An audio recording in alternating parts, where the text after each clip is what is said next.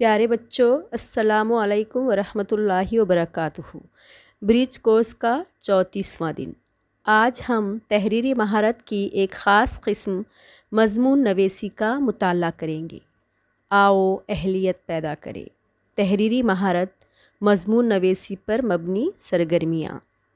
مضمون نویسی، افہام و تفہیم۔ کسی عنوان کے تحت سلسلہ وار اپنے خیالات کو نثری انداز میں تحریر کرنا مضمون نویسی کہلاتا ہے۔ مضمون نگاری میں مشاہدہ، تجربہ، قوت تخیل اور تجزیے کو بڑی اہمیت حاصل ہے۔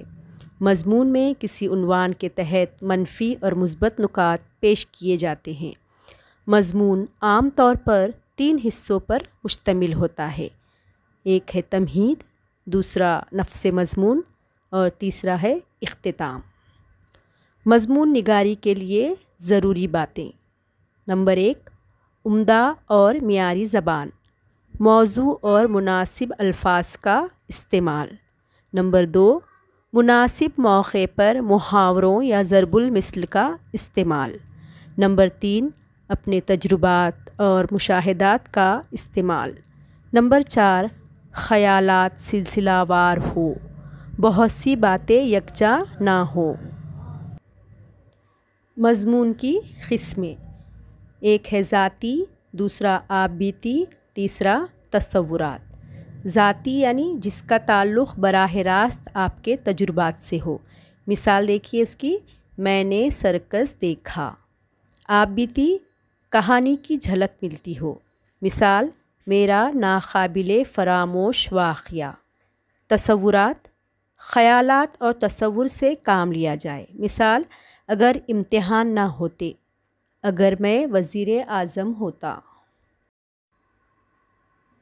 سوال ہے، مضمون نویسی سے متعلق معلومات دیجیے۔ یہاں پر دیکھیے مضمون نویسی جو لکھا ہوا ہے وہاں سے آپ کو لکھنا ہے پورا۔ تو خیالات سلسلہ وار ہو، بہت سی باتیں یکجا نہ ہو، یہاں تک آپ پورا مکمل لکھیں گے اس کو، ٹھیک ہے؟ ہاں، دوسرا سوال دیکھیے، مضمون نویسی کی اقسام اور ان کی تفصیل تحریر کیجیے۔ یہاں پر یہ مضمون کی قسمیں آپ کو لکھنا ہے کہ پہلا ذاتی، دوسرا آپ بیتی اور تیسرا تصورات، اور پھر ان کی تفصیل بھی۔ جیسے ذاتی کا ہے کہ جس کا تعلق براہ راست آپ کے تجربات سے ہو۔ مثال، میں نے سرکس دیکھا۔ آپ بیتی میں کہانی کی جھلک ملتی ہو۔ مثال، میرا ناقابل فراموش واقعہ۔ تصورات کا خیالات اور تصورات سے کام لیا۔ مثال ہے، اگر امتحان نہ ہوتے، اور دوسرا ہے اگر میں وزیر اعظم ہوتا۔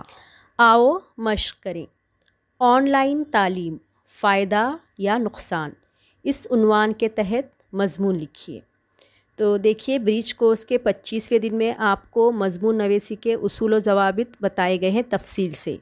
اس کو مد نظر رکھ کر یہ مضمون آپ خود لکھیے۔ نیچے ڈسکرپشن میں لنک دی جا رہی ہے، اسے ایک بار دیکھ لیں۔ اس کے بعد سوال ہے، آؤ تخیلاتی بنیں اور دہم کی درسی کتابوں میں دیے گئے مضمون پڑھیں اور ان پر اپنے خیالات کا اظہار کیجیے۔